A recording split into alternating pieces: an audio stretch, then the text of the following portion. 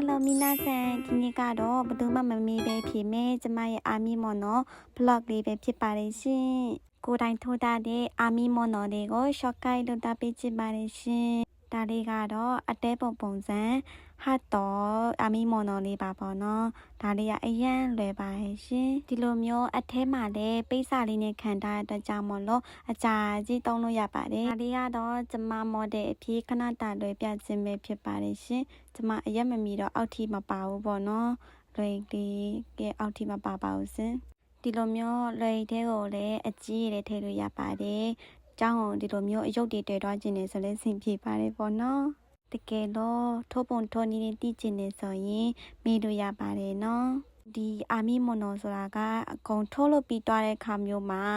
ပြီးသွားတဲ့အခိုက်တန်တွေကအရန်ပျော်ကြအကောင်းဆုံးပါပဲရှင်တကယ်လို့လိုက်ထိုးခြင်းနဲ့ beginner လေးတွေရှိရင်လည်းထိုးကြည့်ပါနော်ပတ်တန်လေးတင်ပေးပါမယ်ရှင်ဒါတော့ကျွန်မအရန်ပျော်နေပါတယ်ဒါဆိုရင်နောက်တစ်ခါလေးတွေ့ကြမယ်နော်ပူကြံလေးနဲ့တတမတနဲ့